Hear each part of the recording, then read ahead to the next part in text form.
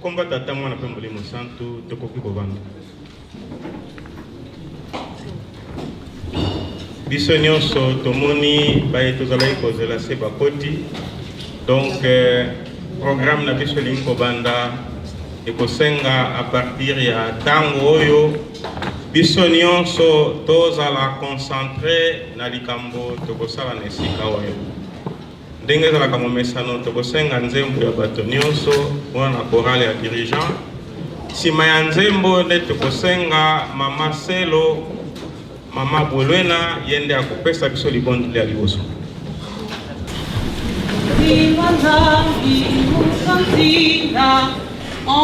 2 Si Wanzambi Ukasila Mukimwana Kyame Tela Mese Salukya Muzanzambi Si Wanzambi Ukasila Mukimwana Kyame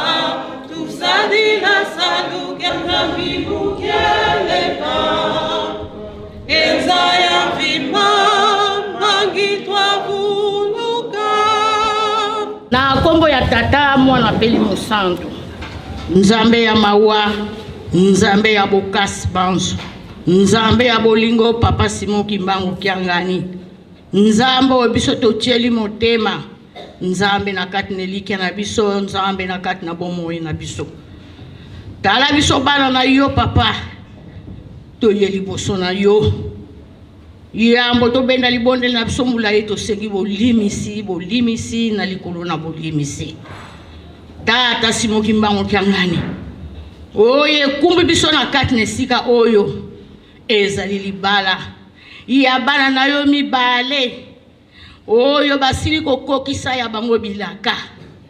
Oyo laka kango na kati na biso bato. Mwasi pe mobali basengeli kotika mabota na bango kosangana. Tata bana no baza ba jeune na moma oyo mokili ndenge eza kotambola po bana ba jeune bakoma na kati na likambo bango baye kosala mokolo na lelo. Papa elakisi ete bayebi yo, elakisi ete batosi mibeko na yo. Tata Simon Kimbangu Kiangani, nzela oyo bango bandimi ezali mulai. Tata soki yo sungi bango te likambo baye kondima mokolo na lelo na miso ya biso ba témoin ya se yo Nzambe témoin ya likolo ekozala na bango pasi. Tikete lisungi na yo tata Simon Kimbangu ya kotambusa bango na ndayo bakolata mokolo na lelo kino liwa ekabola bango. Papa mutu apesemeli mokumbango papa pasteur ye azali kaka moto. Papa likamu na yo ezalaka ya kobanga. Tata Simon Kimbangu Kiangani tiketo ya kolatisa ye nguya na Molimo Santo maye ya kopesa na tango yo papa ezala oyo wuti solo epai na yo. Telemila na makolo na ye lobela na monoko na ye. Papa oyo kopesa maawa ezali pe bénéfice na biso nyonso oyo tobali kala no bakobala lelo bakobala mikwele koya. Tata Simon Kimbangu nde osalisi biso programme na biso tolingi tobana na mokolo na lelo tikete bino basato likolo boya botambusa programme ebandeli kino te suka topesi nyonso na maboko na bino na kombo na tata mwana Molimo Santo. Amen. Amen. Okomba tata mwana pe Molimo Santo tokomi nesika oyo tokofungola Bible na biso. ndenge ezalaka momesano bisika nyonso tokutani totalaka liboso na mokanda ya mibeko. Mibeko tozwaka yango na Exode 20 de 1 à 17.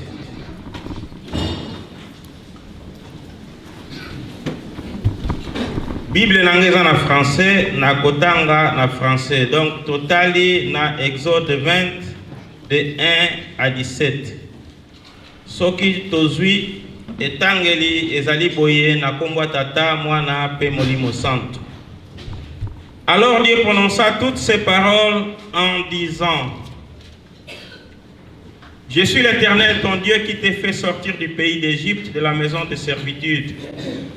Tu n'auras pas d'autre Dieu devant ma face, tu ne te feras point d'image taillée, ni de représentation quelconque des choses qui sont en haut dans les cieux, qui sont en bas sur la terre, et qui sont dans les eaux plus bas que la terre. Tu ne te prosterneras point devant elles, et tu ne les serviras point, car moi l'Éternel ton Dieu, je suis un Dieu jaloux, qui punit l'iniquité des pères sur les enfants jusqu'à la 3e et la 4e génération de ceux qui me haïssent, et qui fait miséricorde jusqu'à 1000 générations à ceux qui m'aiment et qui gardent mes commandements. Tu ne prendras point le nom de l'Éternel ton Dieu en vain, car l'Éternel ne laissera point punir celui qui prendra son nom en vain. Souviens-toi du jour du repos pour le sanctifier. Tu travailleras 6 jours et tu feras tout ton ouvrage, mais le 7e jour est le jour du repos de l'Éternel ton Dieu. Tu ne feras aucun ouvrage, ni toi, ni ton fils, ni ta fille, ni ton serviteur, ni ta servante, ni ton bétail, ni l'étranger qui est dans tes portes. Car en 6 jours l'Éternel a fait les cieux, la terre et la mer, et tout ce qui est contenu, et il s'est reposé le 7e jour. C'est pourquoi l'Éternel a béni le jour du repos et l'a sanctifié. Honore ton père et ta mère, afin que tes jours se prolongent dans le pays que l'Éternel ton Dieu te donne. Tu ne tueras point, tu ne commettras point d'adultère, tu ne déroberas point, tu ne porteras point de faux témoignages contre ton prochain, tu ne convoiteras point la maison de ton prochain, tu ne convoiteras point la femme de ton prochain, ni son serviteur, ni sa servante, ni son bœuf, ni son âne, ni aucune chose qui appartienne à ton prochain. Au combat tata, moi n'appelle Molimo Santo. Amen.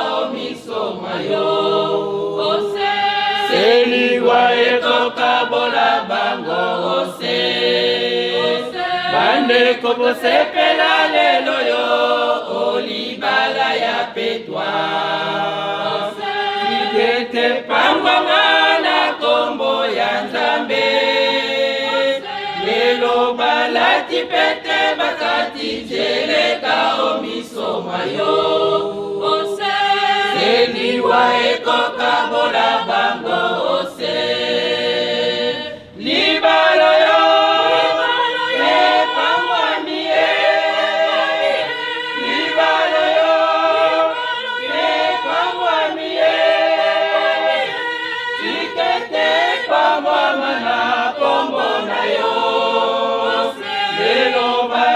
Pete bakati jeleka omisoma yo ose Seliwa ekoka bola bango ose Lelo balati pete bakati jeleka omisoma yo ose Seliwa ekoka bola bango ose Libalo yo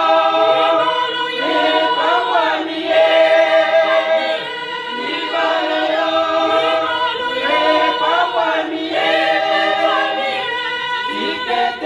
pamwa na kombo na yo lelo balati pete bakati jeleka omisoma yo seliwa ekoka bola bango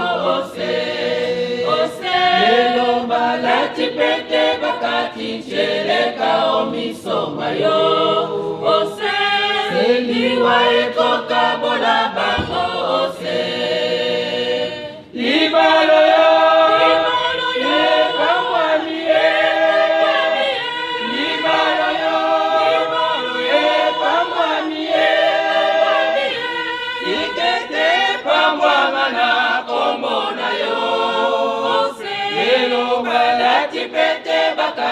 jeleka omisoma yo seliwa ekoka bola bango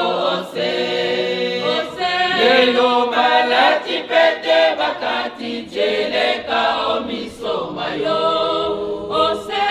seliwa ekoka bola bango longwelu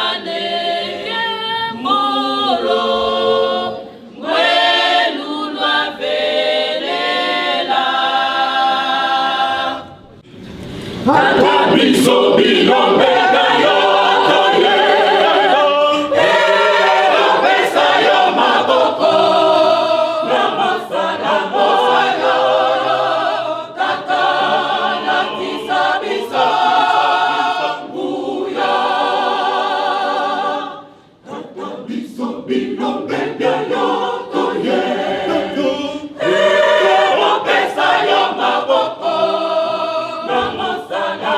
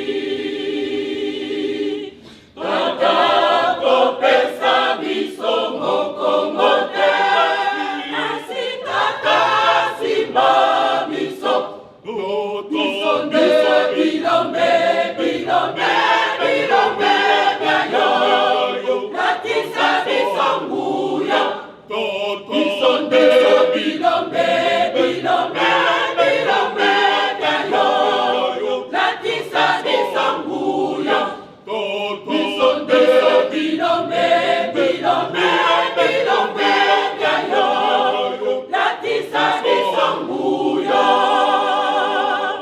Akamonguna akotungisa kabiso Tukuliso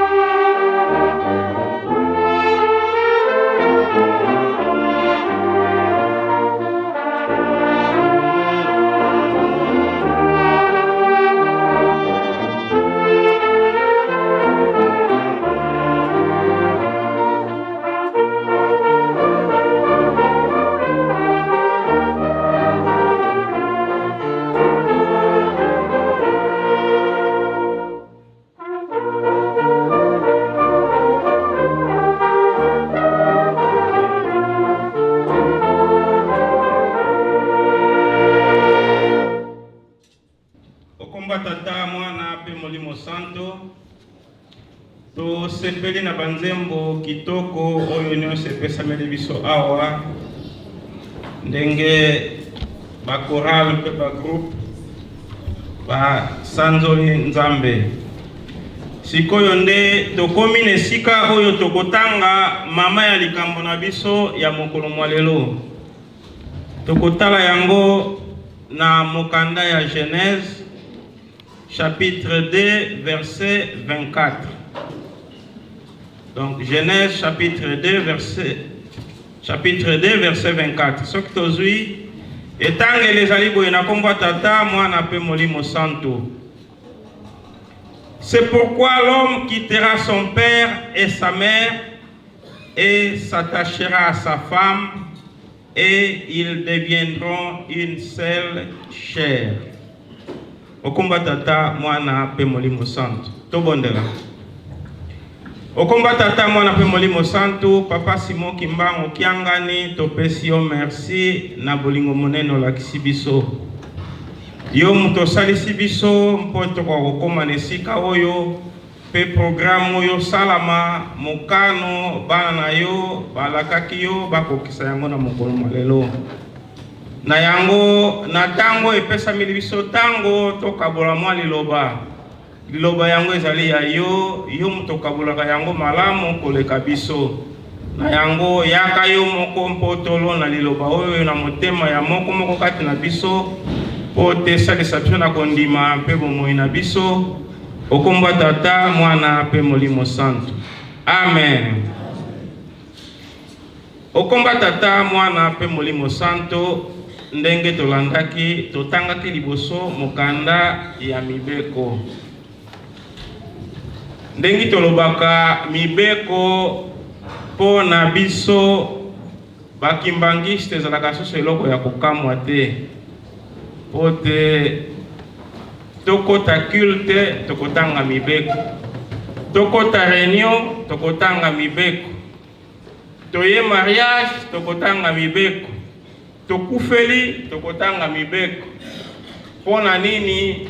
Po te tozali libota oyo nzambe apona. Na mokili nzambe alobaka kana mabota mibale. Alobaka liboso na bayuda pe na tango yo azali koloba kati na biso.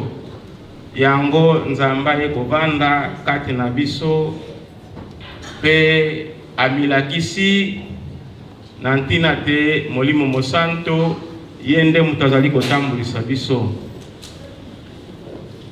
Tokomitu na pona nini insistance ezalaka na mibeko surtout pe na likambo oyo etali libala. Mingi kati na biso tozali awa tozali ba marié. Libala moko te evivaka soki désordre ezali.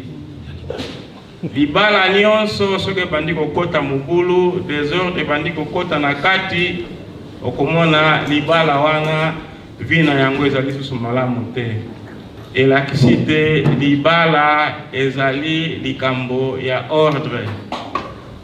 Or tango tolobi ordre eloko etiaka ordre ezali mobeko. Esika mobeko ezali esika nde ordre ezali. E lokola libala euta epai ya nzambe mobeko oyo esengeli etiama na libala esengeli peza la mobeko ya nzambe. Yango totanga mibeko ya nzambe, torapela mibeko ya nzambe na ba marié de façon que ti bazali kokenda ndako na bango bayeba te esengeli bazalaka kana nzambe moko, esengeli basambela bikeko te, esengeli batanga kombo ya nzambe pamba te, esengeli batosa mokolo ya yenga, esengeli batosa baboti na bango, esengeli bayiba te, baboma te, basala ekobo te, pe balula eloko ya moninga te. Yango mibeko nzambe apesaki biso po te toyebaka kokangama na oyo ezali ya malamu kasi tokima oyo ezali ya mabe. Mama ya likambo na biso totangi lelo ezali na mokanda ya Genèse chapitre 2 verset 24. Texte oyo nga nalingaka yango mingi mpo telakisaka biso ndenge nini moto ya liboso Nzambe asalaka amonaka pasi to azalaka kovivre na mawa pona nini azalaka ye moko. Na mawa oyo Nzambe oyo azalaka na yango Nzambe amonaki te ya kotika ye ndenge wana te, esengeli asala moto oyo akozala na yo akokompanye ye pe na vie. Yango Nzambe asalaki mama Eve, asalaki ye na parti oyo alongolaki na Adam. Elakisi te Eve azali kaka continuité ya Adam parce que auta na Adam. Yango na passage totangi balobi na biso te mobali akotika baboti na ye pe akosangana na mwasi na ye pote bakoka kozala musoni moko to eloko moko. C'est-à-dire que c'est comme net que a récupérer ce eloko na yo ekendaki. Mobali nyonso tango alukaka mwasi alukaka mokuwa na yo wana ekendaka. Tango azwi akutani na yango nde mokuwa ane zongi lisusu epai na ye ebango mibale baza lisusu mibale te bakomi moko. Yango passage oyo ezali ko bakisa soso mwa eloko moko ya muke na nzembo oyo jeteki ayembaka. Jeteki ayembaka te bokeseni ya Nzambe na moto ezali na esambiselo. Pote moto atalaka mabunga kasi Nzambe atalaka motema. Wane eza aspect moko, me aspect mususu lisusu pe oyo ezosala bokeseni ya Nzambe na moto ezali pe na libala. Po na libala biso katu totangaka 1 plus 1 égale 2. Mais na libala Nzambe atangaka 1 plus 1 égale 1. Tala bokeseni lisusu oyo Nzambe alakisi biso. Tango biso tozali komona bato mibale, me Nzambe amonaka soki bato mibale basangani bakomi mutu moko. Na yango oyo ekosala malelo ezali ekosala te bandeko na biso bazali boso bazongela bomoko na bango ndange Nzambe abongiselaka bango ute bandeli okomba Tata Mwana pe Molimo Santo. Amen. Totelema tobondela. Prions notre Père qui es aux cieux, que ton nom soit sanctifié, que ton règne vienne, que ta volonté soit faite sur la terre comme au ciel. Donne-nous aujourd'hui notre pain quotidien, pardonne nos offenses comme nous aussi nous pardonnons à ceux qui nous ont offensés. Ne nous induis pas à la tentation, mais délivre du malin, car c'est à toi qu'appartiennent dans tous les siècles le règne, la puissance et la gloire. Amen. Toseng Nzembo. Aussi loin en deux. Aussi loin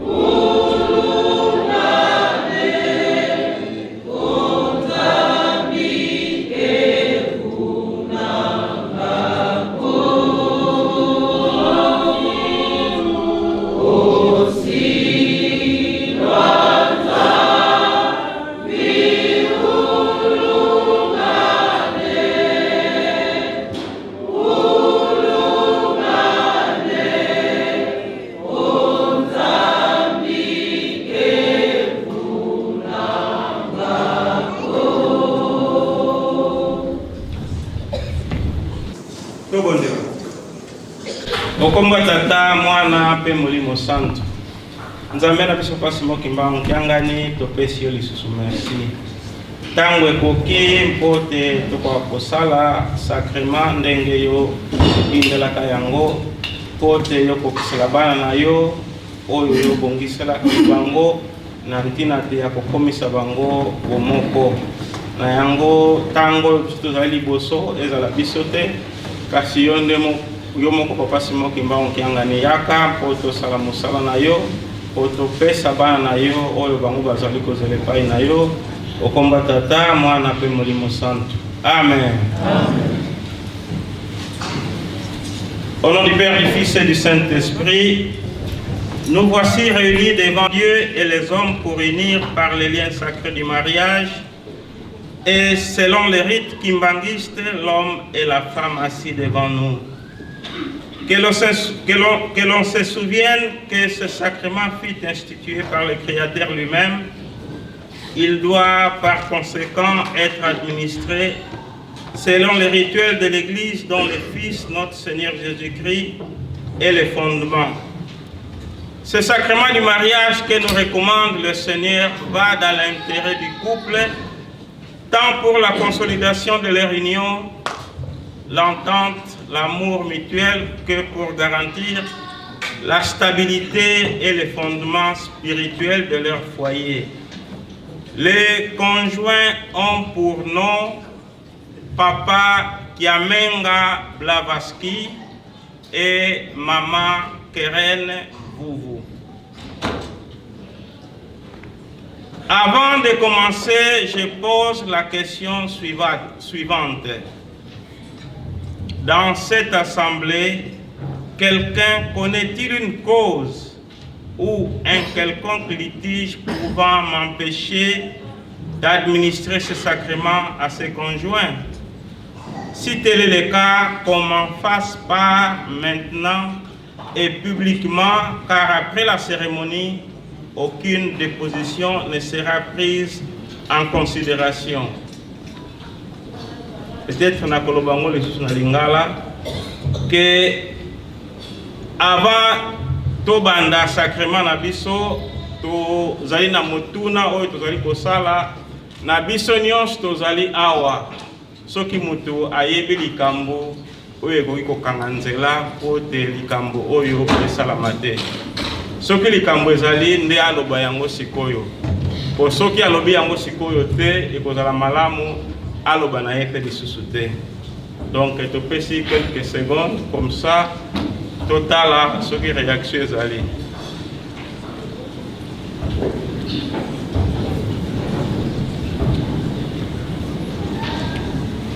Tomoni te biso nyonso tozali d'accord po te bandeko na biso bakoka kosala libala na bango. Na yango, je vous demande, Papa Blavatsky et Maman Keren, de pouvoir se tenir debout.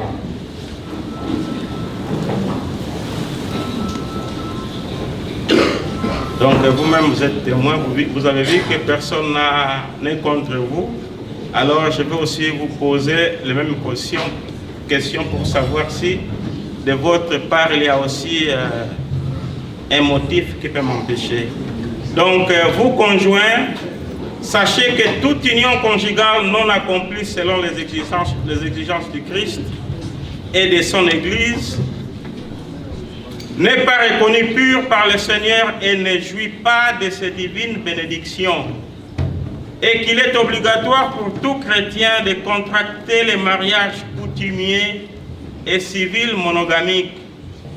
Toute entreprise humaine dont le fondement ne repose pas sur la parole de Dieu est semblable à une maison bâtie sur le sable.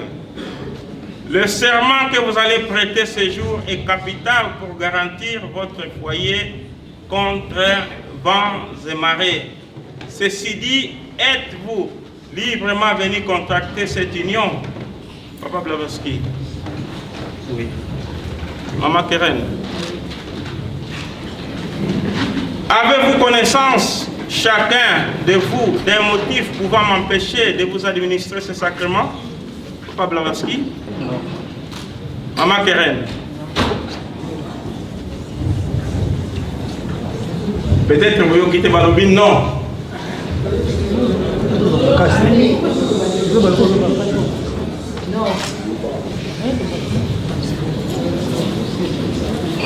Ils n'ont pas de motif, ils sont d'accord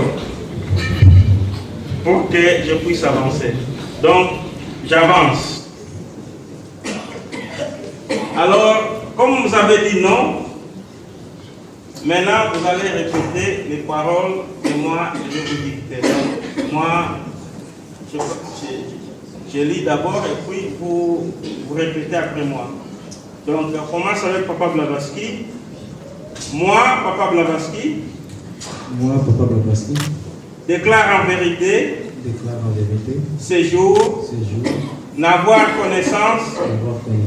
D'aucun motif. Pouvant m'empêcher. De m'unir. Avec Maman Keren. Par les liens sacrés du mariage.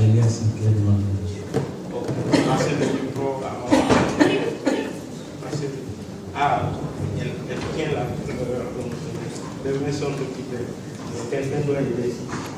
Moi, Maman Keren, déclare en vérité, ces jours, n'avoir connaissance d'aucun motif pouvant m'empêcher de m'unir avec Papa Blavatsky par les liens sacrés du mariage. Ok. Alors maintenant, je vais vous poser encore une autre question pour s'assurer vraiment que tout est libre. Alors, Papa Blavatsky, acceptez-vous de vous unir à Maman Keren, de vivre avec elle dans la fidélité et l'amour, selon la volonté de Dieu jusqu'à ce que la mort vous sépare, de ne pas la négliger, de la protéger et de lui apporter secours, de la traiter avec respect, dignité, de la garder toute seule durant toute votre vie, dans l'abondance ou dans la pauvreté, dans l'épreuve comme dans le bonheur. Acceptez-vous cela? Oui, Maman Keren, acceptez-vous de vous unir à Papa Blavatsky, de vivre avec lui dans la fidélité et l'amour selon la volonté de Dieu, jusqu'à ce que la mort vous sépare, de ne pas le négliger, de le protéger, de lui apporter secours, de le traiter avec respect, dignité, de le garder tout seul durant toute votre vie dans l'abondance ou dans la pauvreté, dans l'épreuve comme dans le bonheur. Acceptez-vous cela? Oui, je l'accepte. Ok. Puisque nous sommes témoins, donc, Bandimani, Yango, tu peux autoriser Papa Blavatsky, Longola Maman Voix, Pepe Saembote. Si bazo pesa na mbote, tokosenga na chorale dirigeant apesa bango tina ya mbote wana. Lwa velela, elongo lwa velela.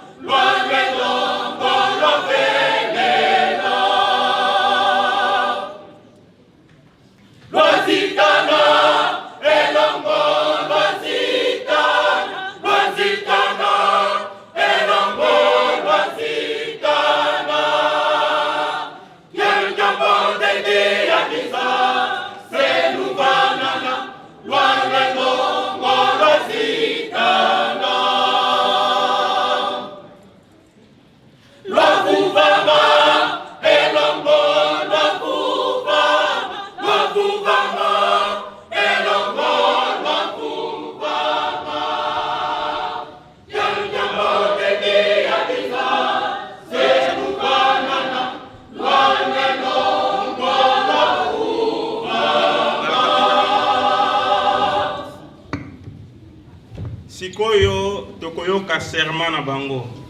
Papa Blavatsky Mutakobanda. Je prends toute l'assemblée. Je prends toute l'assemblée Ici présente. Et Christ. Pour témoin. Et déclare. Que moi. Papa Blavatsky. Accepte. De prendre. Maman Keren. Pour épouse. Dans les liens sacrés. Du mariage. À compter de ces jours. Dans l'abondance. Comme dans la pauvreté. Dans le bonheur. Comme dans l'épreuve. Je t'aimerai toujours. Je t'assurerai de toute ma protection. Jusqu'à ce que la mort nous sépare. Selon la sainte volonté de Dieu. Ceci est mon serment. Je prends toute l'assemblée. Ici présente. Et Christ. Pour témoin. Et déclare. Que moi. Maman Keren. Accepte. De prendre. Papa Blavatsky. Pour époux. Dans les liens sacrés. Du mariage. À compter de ces jours. Dans l'abondance. Comme dans la pauvreté. Dans le bonheur. Comme dans l'épreuve. Je t'aimerai toujours. Je t'assurerai de toute ma protection. Jusqu'à ce que la mort nous sépare. Selon la sainte volonté de Dieu. Ceci est mon serment. Bala Pindai, dirigeant Bola Kisabango, Tina Yandayo, Insuloni.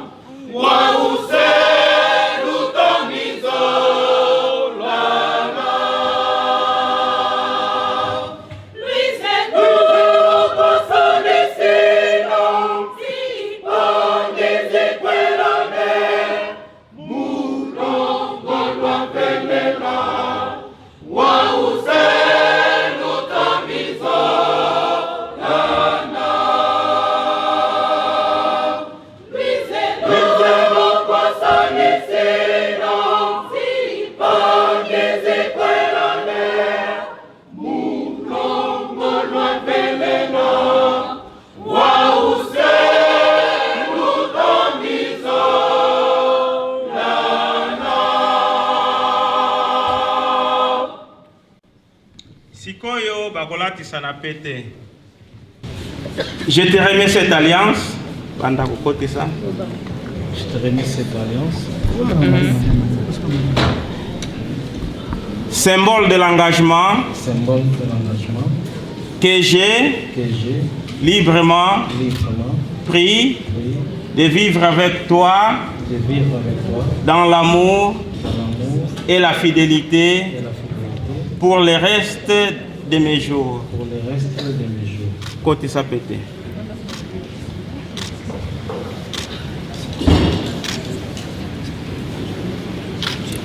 Ok. Madre, ya fait sangler.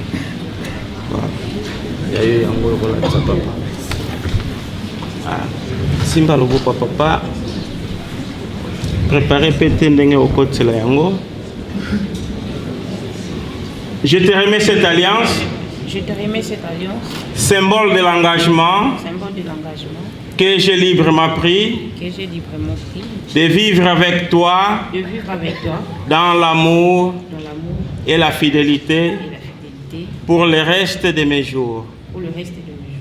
Ok. Côte ça pété.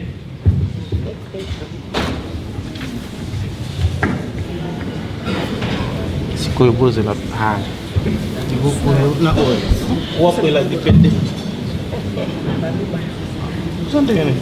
Ah, voilà. Voilà. Ok.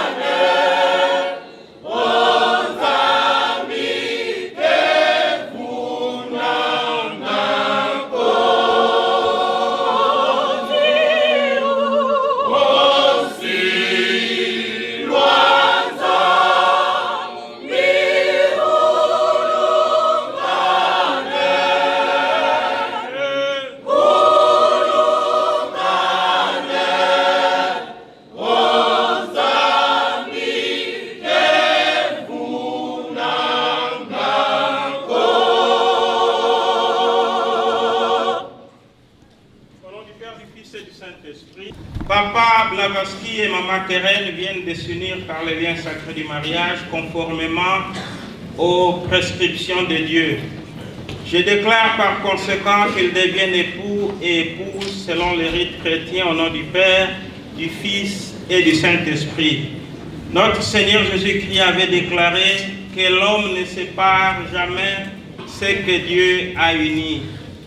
Que Dieu vous bénisse et vous garde, qu'il fasse luire sa face sur vous et qu'il vous accorde sa grâce et vous donne la paix. Prions.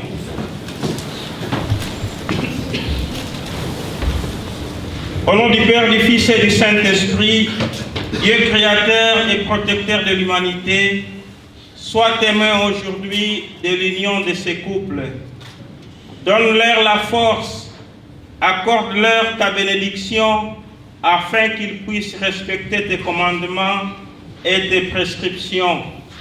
Assiste-les dans leur vie de tous les jours afin qu'ils vivent dans le bonheur que tu accordes à ceux qui te craignent et que tu reçois dans ton céleste royaume au temps que tu as fixé pour chacun de nous. Qu'ils s'épanouissent physiquement et spirituellement dans le Christ notre Seigneur et le Saint-Esprit, Papa Simon Kimbangu. Et Tata Nzambia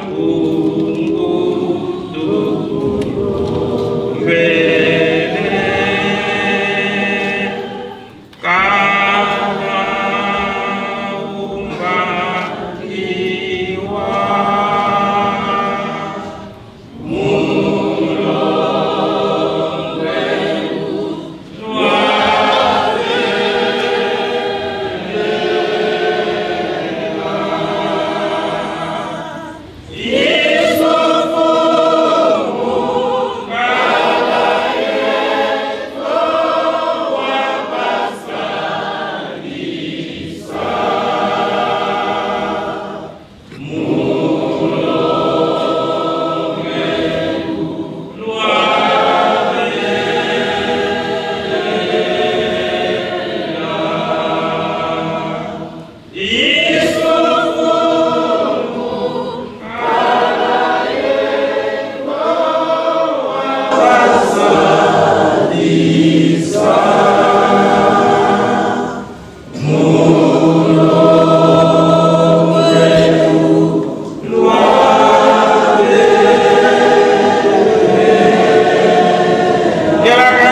Seigneur Jésus-Christ, l'amour de Dieu le Père et la communion du Saint-Esprit soient avec les époux et nous au siècle des siècles. Amen. Amen.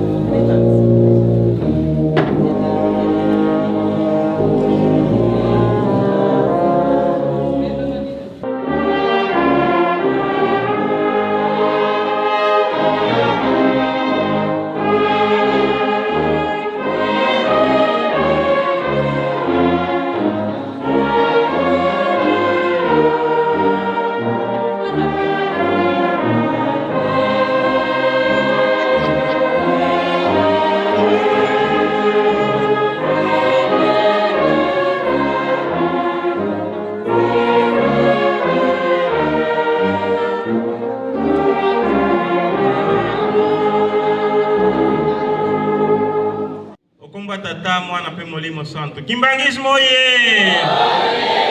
Kimbangismo ye. Kimbangismo ye. Oye, oye, oye.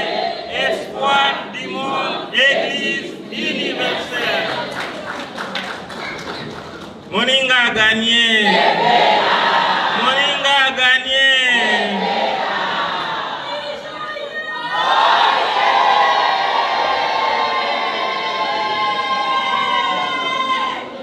Papa Blavatsky, Maman Keren.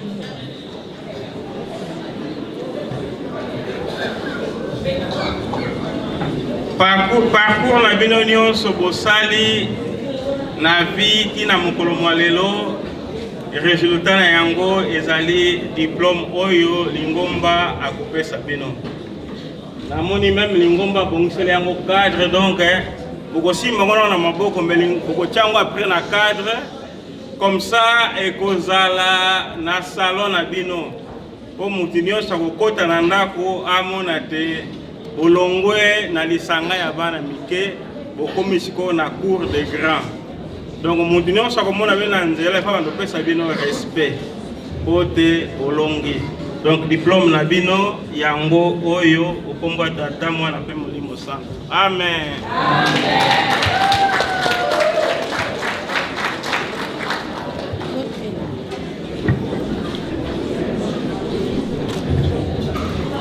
Parti oyo ezalaki na maboko na biso nde ekomi na suka nde tokopesa sikoyo maloba na secrétariat pour na continuité okomba tata mwana pe molimo santo. Amen.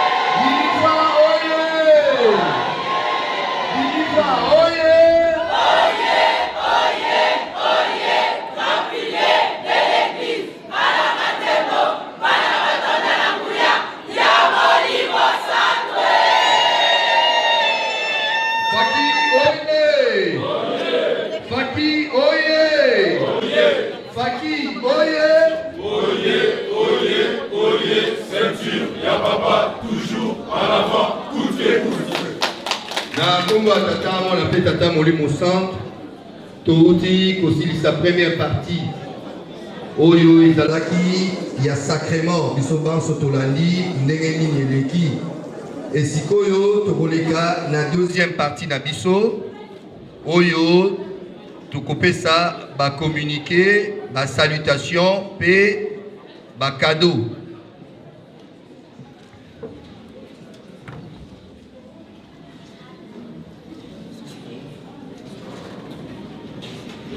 Donc voilà, programme Nabiso Ndenge Topeseli Yango. Mais avant tout, Toyebi était Mama Keren yé azoko évolué na chorale des dirigeants. Et Papa Blavaski y a évolué na Faki. Et Soki Bandeko Nabiso bakokisi mokano ya boye na mosala monene oyo bango basalaka na différents groupes. Ba procédaka na décoration na yango tokosenga na biso banso to vanda kimia pamba te tokobanda na décoration ya chorale des dirigeants. Pardon, tokobanda na décoration ya Faki bango nde mutu bakobanda na Faki nde dirigeant aroya kosala kosukisa na décoration.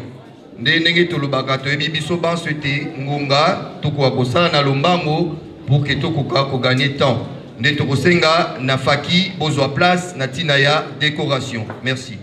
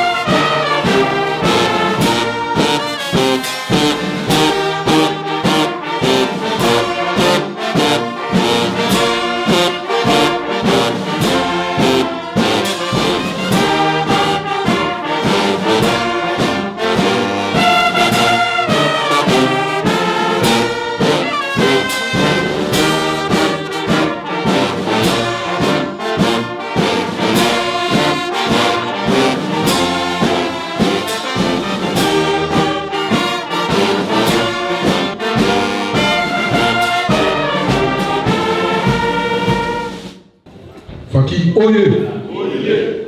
Faki Oye. Faki Oye. C'est sûr, il y a papa toujours en avant, tous et tous. Au nom du Père, du Fils et du Saint-Esprit, nous sommes arrivés au moment où nous avons décoré l'un de nos membres musiciens. Mais avant de commencer, musique, garde à vous. Musique, garde à vous.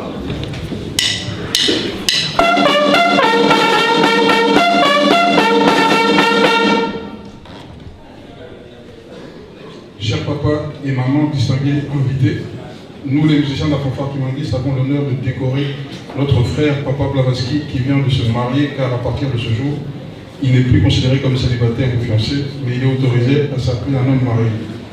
Comme il est de notre coutume au sein de la fanfare Kimangiste, nous honorons nos frères et sœurs musiciens à travers cette cérémonie de décoration. Musique, ouvrez le banc. Musique, ouvrez le banc.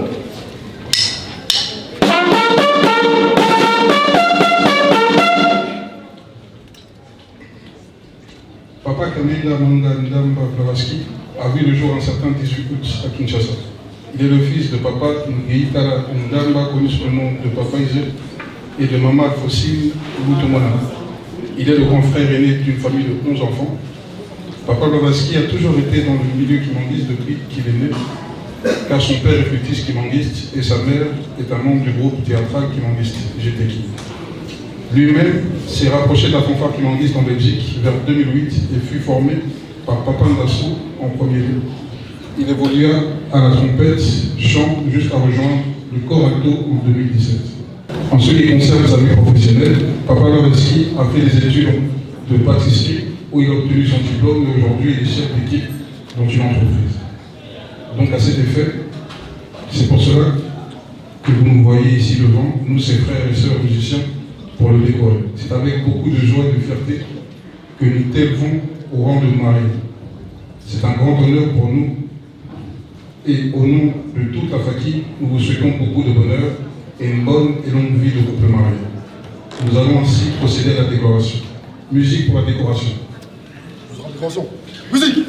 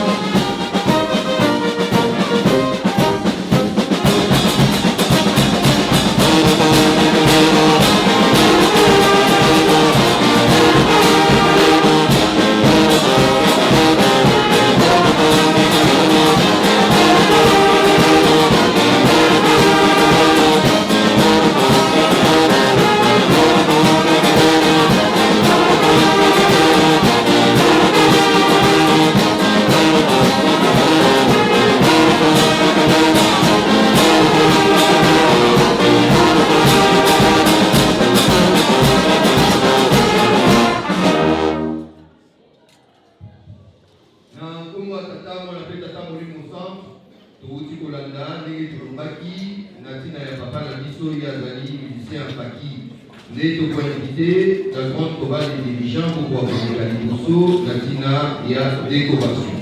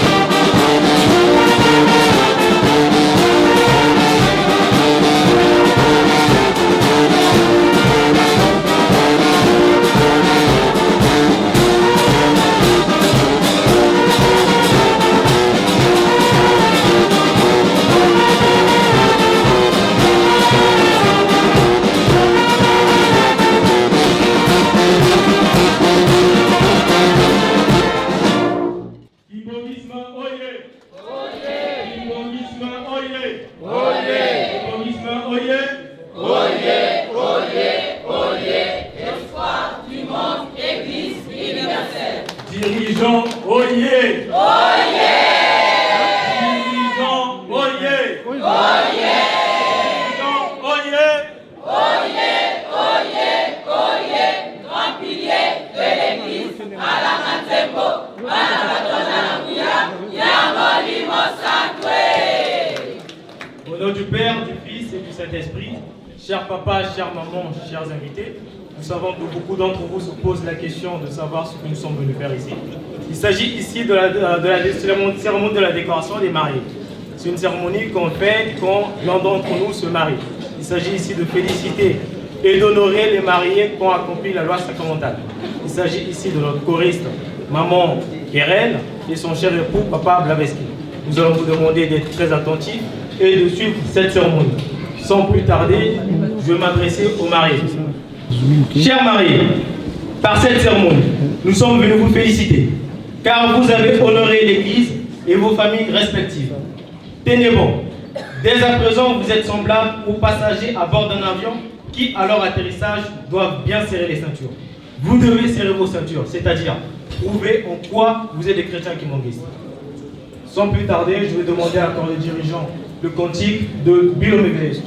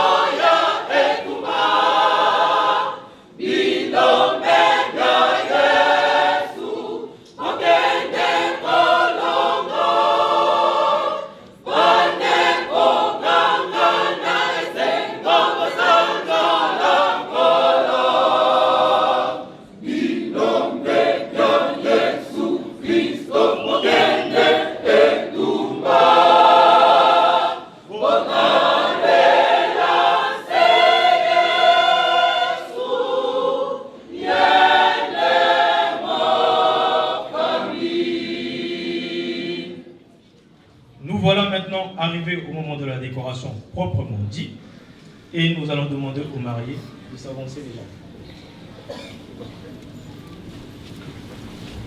Je veux maintenant prononcer le mot de la décoration. Au nom du Père, du Fils et du Saint-Esprit, nous avons aujourd'hui l'immense joie de constater que nos frères viennent d'accomplir la loi sacramentale. Par ce geste, ils viennent aussi d'honorer l'Église et la grande famille de la chorale de dirigeants monde. Sur ce, au nom du directrice générale et chorale des dirigeants, la révérende Michaela Victorine, nous vous attribuons ce ruban en guise de souvenir et de la victoire combien grandiose que vous venez de remporter. Que notre Dieu vous bénisse. Avant de passer à la décoration, je vais me présenter. Je suis Papa Chris Nyontama, dirigeant responsable au sein de la chorale de dirigeants Montreuil. Avec l'autorisation de la direction générale et de la responsable dirigeant Bruxelles, Monzumba, c'est moi qui ai cette responsabilité de décorer les mariés.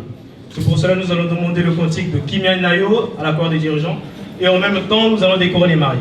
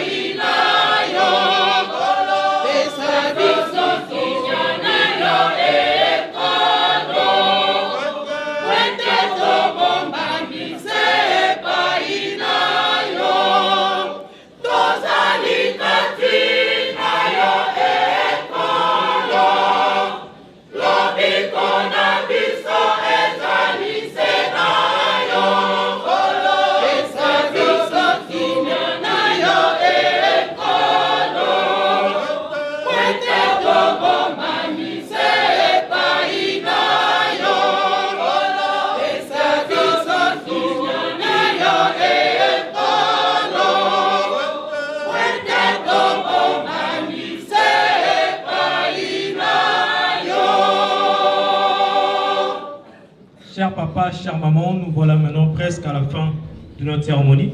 Mais nous ne pouvons pas partir comme ça sans laisser ce nouveau couple dans la main de notre Dieu. C'est pour cela que nous allons demander à la chorale de dirigeants le cantique de PV Alongo pour la sécurité des mariés.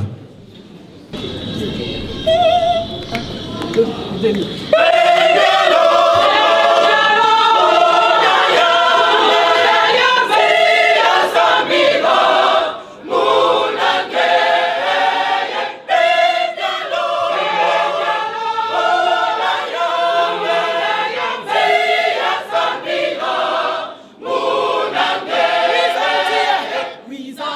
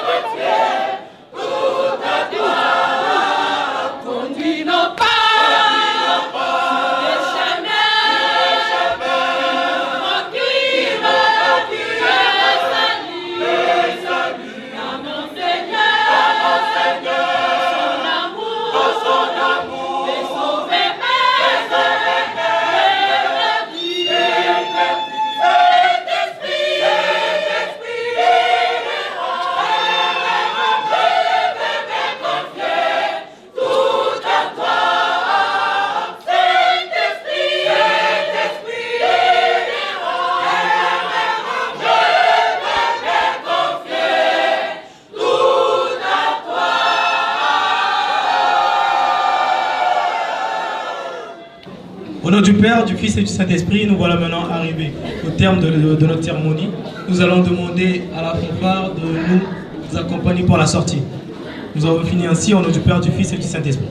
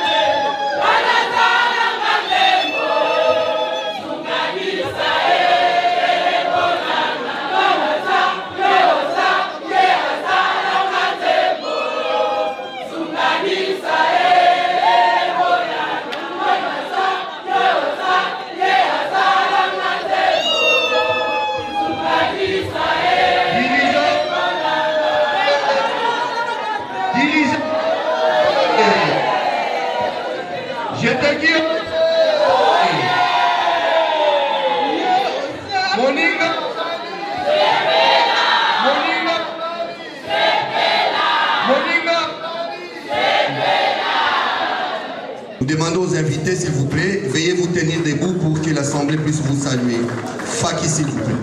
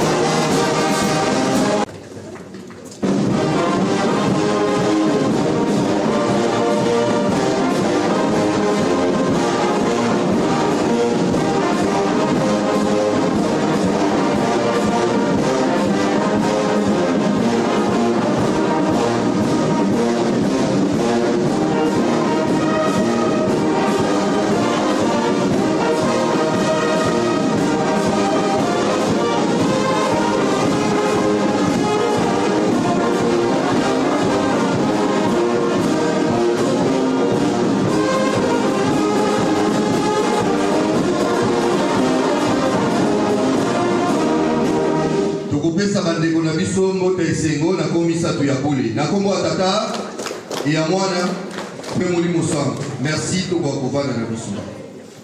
Faki, s'il vous plaît.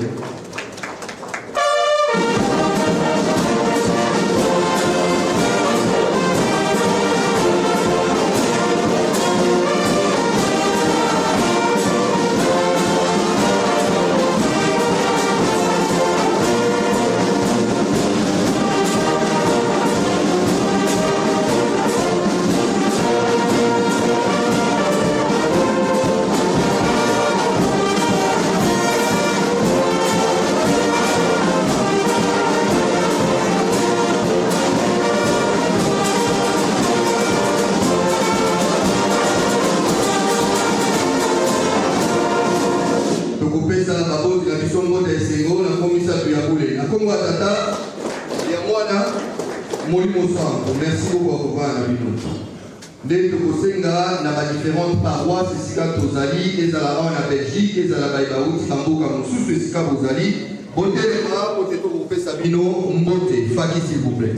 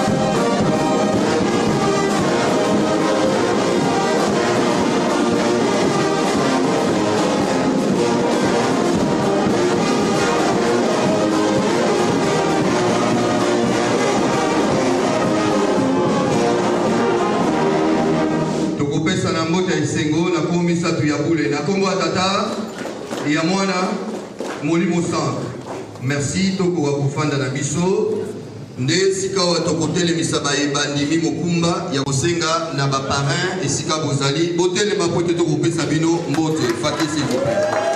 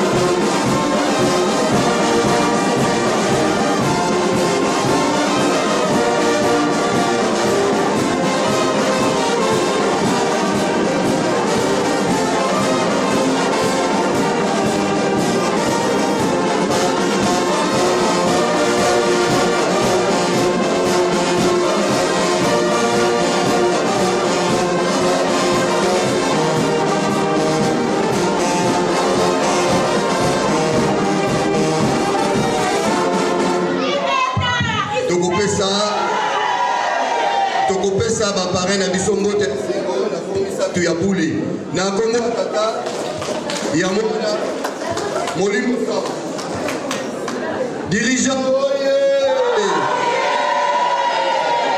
to komisi koyo na ngonga ya tunangala bayo basani biso awa mais dirigeant to mona lokola boso banga boza malili to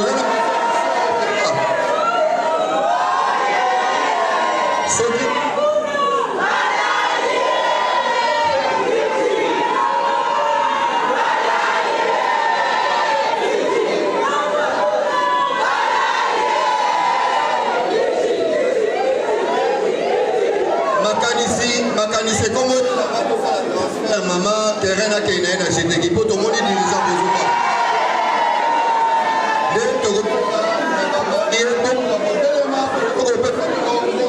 s'il vous plaît.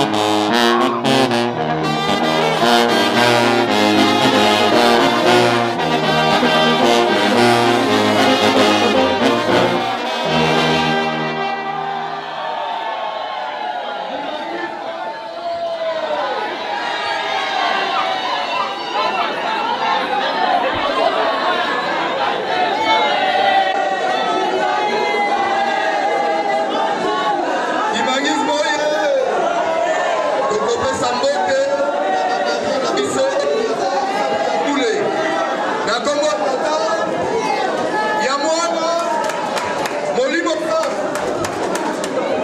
tozali kocontinue bango imagisme odele tozali kocontinue bango na biso tosenga na bankengi tosengi na balongi tosengi na baresponsable na bamouvement tosengi na basele tosengi na bapaster ali totelema po te tokopesa à qui s'il vous plaît?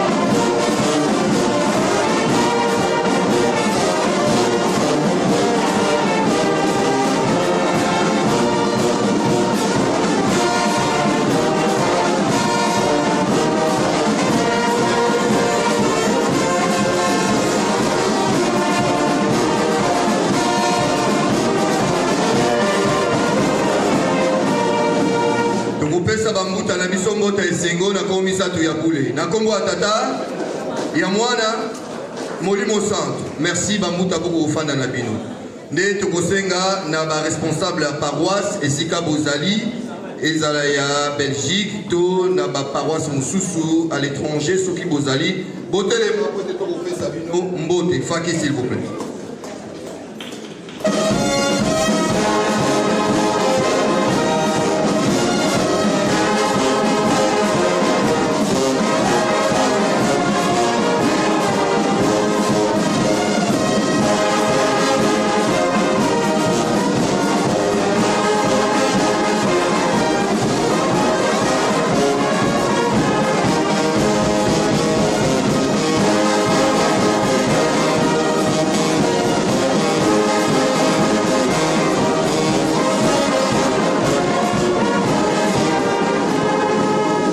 Tokopesa bamuta na biso mbota esengo na kombo misato ya bule na kombo ya tata ya mwana molimo centre. Soki tokomi wana nga na teleminano wana nde na koinvite papa André Ndozimiala responsable ya paroisse ya Bruxelles akokoleka liboso na tina ya suite ya programme. Merci.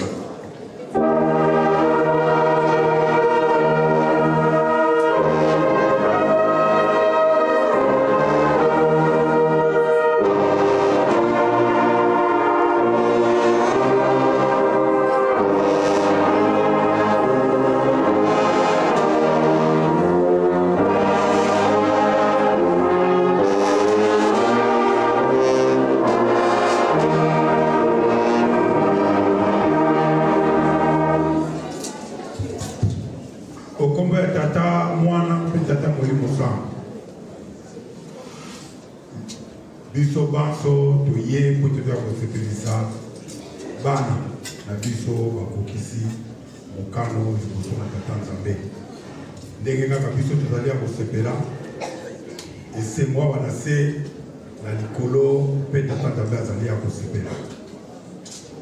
Vive le mariage! Vive le mariage! Likambo ya mariage gentil. Mariage! Gentil! Voilà. Ya solo papa Blava na mama Keren bino moko umuni ndenge sala etoni leke na baboti na bakamarade na lingomba tozali na esengo liloba moko kaka tozali na yango na lingomba mpona kobakisa ezali ete esengo oyo ya lelo etikala libela na esika ozali kokende basango ya mawa ya pasi tolingi koyoka yango te surtout papa alingi bamakambo wana te. Soki totali les statistiques mondiales ou bien européennes, les scientifiques bapesi biso information plus de 75% ya ba mariage ezali kosila na ba divorce. Likambo ya divorce et Ali likanisi ya Munguna Satan. Pourquoi? Parce que les gars ont dit anniversaire ya Tata Nzambe. Tant que nous Tata Nzambe a sali likambu, il faut y avoir ça le contraire. Tata Nzambe a balisi Koko na biso Adana Mama F pour batondi sa mokili. Il y a ces pénités. Au monité. Il y a moi la biso na kati na Lingomba. Tous allez la procédure, il y a sacrement de mariage pour la balisi. Mais il y a sacrement de divorce. La Lingomba il y a Tata mourir au centre et ça la raté. Donc de là au bureau pour côté ça dit à sens unique jusqu'à que l'Iwa et au Kabulabino. Lobby au été, la Lingomba de Bisso, et ça la raté. Et ça la raté. Donc, nous avons besoin de la bombe, na yo papa, na maman, au Bokwami, na Katia Mate, et Tata Simon Vimba. Donc, et lui qui est allé que beaucoup de ça, dans la Bisso, solide. Qui va dire oye? Qui va dire oye? Qui va dire oye? Espoir qui monte, Église universelle. Voilà. Tous allés, na katne sengo, tu voulais sur tout temps invité. Peut-être qu'on a tout le monde va inviter, ou va marier, va inviter vos alliés télé. Sur l'imito télémissage. Bankoli. Beaucoup, ceux qui n'ont jamais assisté au culte qui valide, se poseront des questions. Ngomba, Oyo, il y a Kimbangu au Kimbangisme et Outi Wapi. Il y a Ngomba et Bandi Namboka, il y a RTC depuis le 6 avril 1921. Pour fêter centenaire il n'y a pas longtemps. Donc, il y a les fiertés pour nous, les Africains surtout. Parce que ceux qui sont allés dans le continent, la biso peut exporter caca. Même il y a Golia, même il y a Gomela, il y a Namboka Bapaya et qui est pas le biso. Ceux qui vont faire Bapaya, ils vont gagner les biso porte, tout va gagner les biso robinet, puis il passe l'immédiat. Mais quand c'est au Lingomba, et ça y a biso moko. Et où dit en Afrique, et ça y a un panda qui ne m'oublie pas. En 1921, quand on a Simon Kimbangu télé, les Bossois de télé, il y a qui coûte tel comme Oyo et ça les manègues et ça les manègues. Il y a Moana et Paï, Koko la biso tant qu'on va moni bon va l'habiter. Pour qu'on tika papa Simon Kimbangu qui est mon côté. Ceux qui vont gagner, ils vont continuer. Ceux qui vont gagner, plus de 37 000 familles, Babi Pesaki, Bandana Angola, na Brazzaville, qui n'a Congo RDC.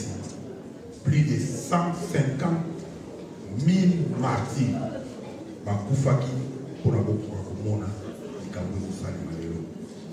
Yagoana, sans plus tarder, n'a pas encore les mions.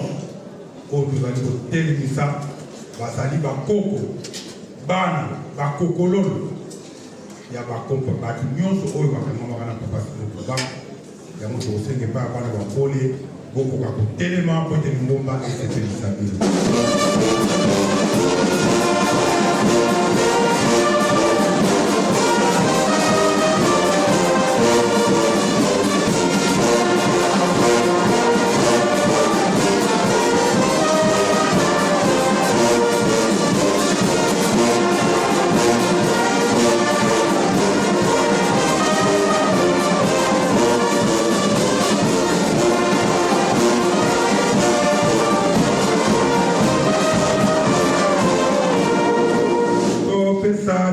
Ya Tata Simon Kimbangu mbote okombo bisato ya bule okombo ya tata ya mwana pe ya tata mwikusa na okende tu musika te pona RSI epusani ya mona zongisi micro epai ya papa secrétaire akokopesa biso ba programme o mususu etikali na kombo ya tata mwana pe tata molimo santu amen. Na kombo ya tata mwana pe tata molimo santu toye kosala rappel ndenge tolobaki toyebi ete nyonso ekoleka na salle oyo, donc tolingi tokota na bakado, donc toumela vraiment te ntango bandeko mosusu bongami biso tozala déjà na fil de façon ke nyonso ekokokende ndenge ezali kobongisama, nde tokopesa ordre ndenge tokosalela. Avant totonda maloba tokopesa ordre nsima nde tokotonda maloba. Tokokende liboso na bambuta, soki bambuta baleki na cadeau nsima nde bainvité, soki bainvité baleki ekozala famille ba différentes paroisses nde ba mouvement ba association ndenge tosalelaka faki nde akoya clôturer. Voilà mon programme tozaki na yango.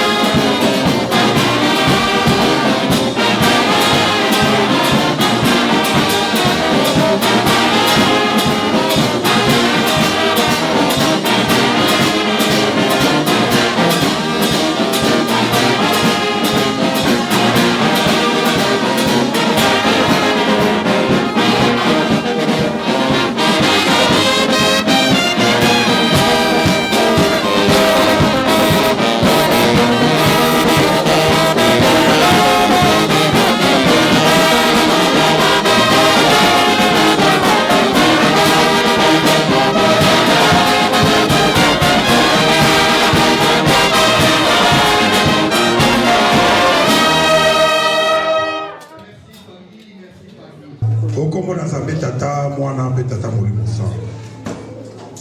Tata Nzambe Nkolo Yesu, tata Simon Kimbangu Kiangani. Libala ya liboso yo nde muto salisaki yango kuna na likolo ozalaki na koko Adam na mama Eve.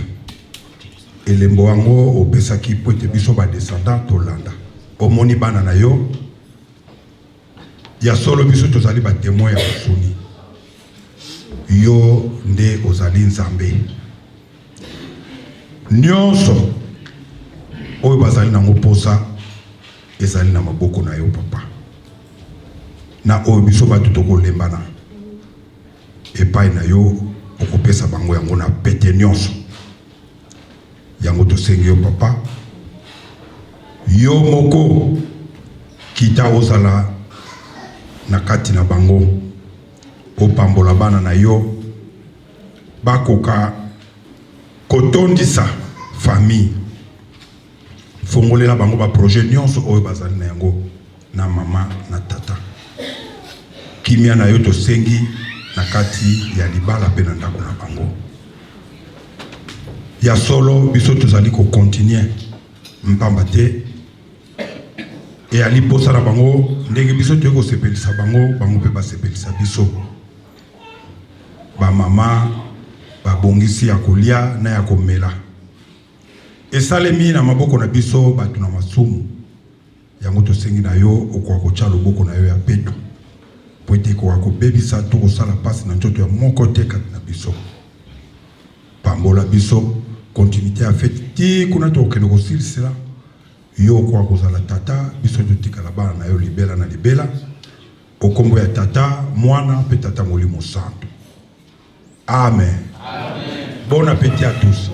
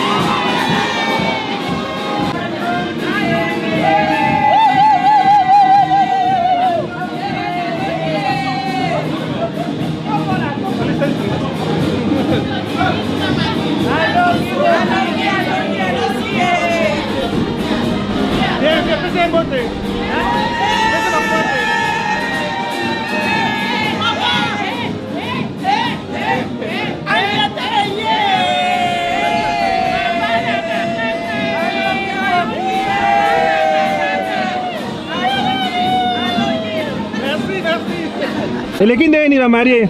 Kitoko. Lokite.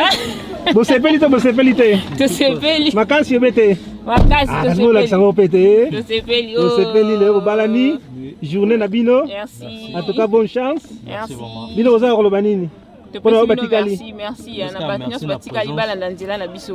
Merci pour la présence, à tout le monde qui a contribué, qui nous a assisté des prévus de loin. Merci. Papa Blas, le ski. Et bon yo. Ah bon. La musicien tomboli yote. Na sepel ne ba musicien ba yaki vraiment, on ba yé moins belé, na sepel vraiment. Na gesto basali. Sepeli. Deuxième round Sima. Deuxième round. À tantôt. D'accord. Attention encore.